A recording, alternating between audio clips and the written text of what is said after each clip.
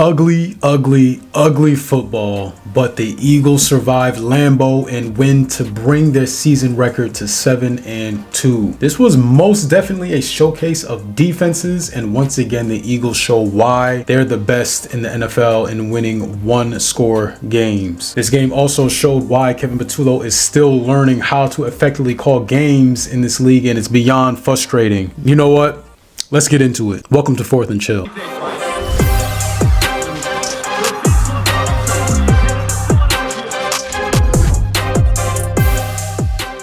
The Eagles defeat the Green Bay Packers 10-7 on Monday night. Now, if you watched the game like I did, you noticed the playoff feel to it.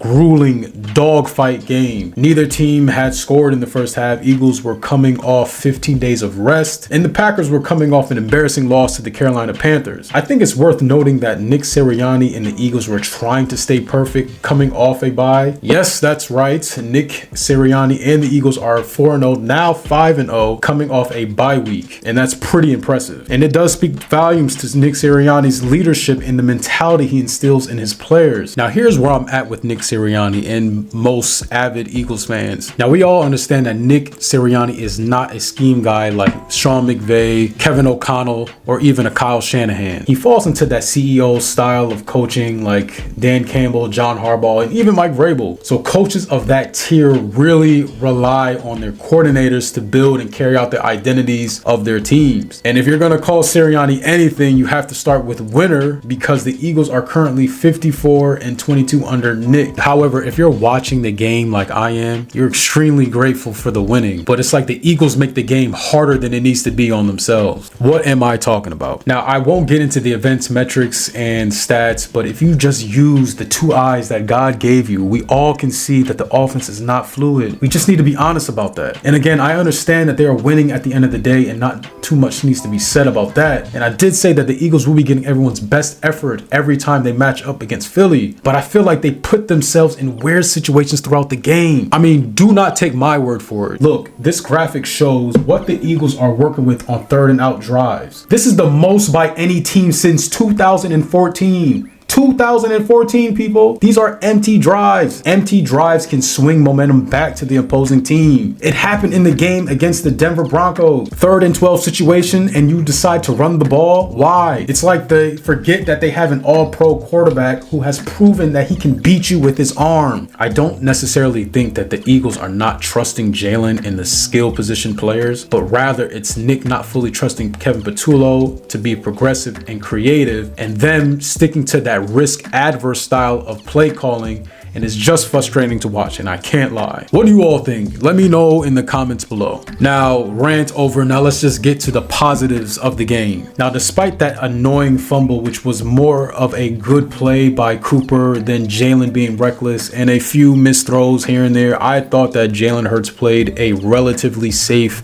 and sound game. When the Eagles needed a big play, Jalen delivered. The most notable plays came in the fourth quarter when Jalen threw that short pass to Saquon and Barkley took the pass for 41 yards. And we really saw a good blocking effort from AJ on that play as well. 2 plays later, we see Jalen hook up with Devontae Smith for a 36-yard touchdown bomb. Smitty has been so reliable this season, and I laugh at people who don't consider him a number one. It seems like almost every game Smitty is making an insane catch, and we love him in Philadelphia. Now, I thought I was done with the AJ Brown drama, but here we are. After Monday night's game, he decided to go on Twitch and to air out his grievances with a Commanders fan. Take a listen. I promise you, you might get 200, and I ain't even trolling.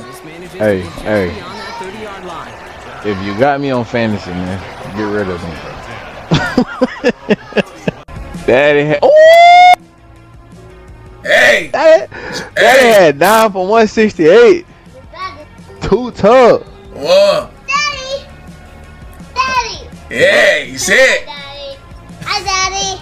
Hi, Daddy. Well, that gotta be cool as hell, bro. Like, you be like, bro, like your son seeing you like on a game, bro. Like, that's actually lit, bro. Ego. I'm telling you, bro. That's the only highlight of the damn football I've been living right now.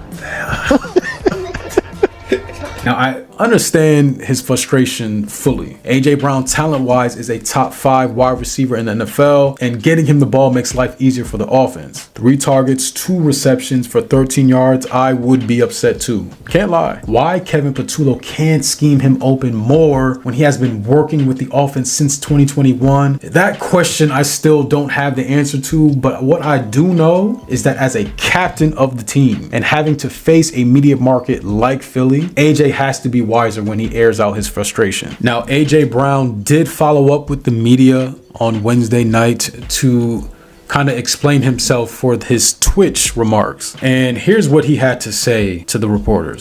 It's not just solely about my situation. I mean, guys, like, obviously I want to win too, you know, and I think if we're really focusing on winning and doing our job, like, we can't just keep slapping the Band-Aid over the defense doing their job and getting us out of trouble.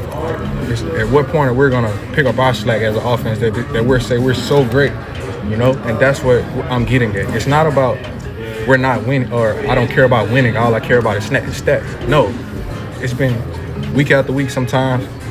We're not contributing. We're not doing our job on offense. So you can't just keep slapping the Band-Aid over that and you expect to win late in the year and you think you're going to go to it at the end of the year. It's not going to fucking happen. I'm sorry. It's not going to happen. It's not going to happen.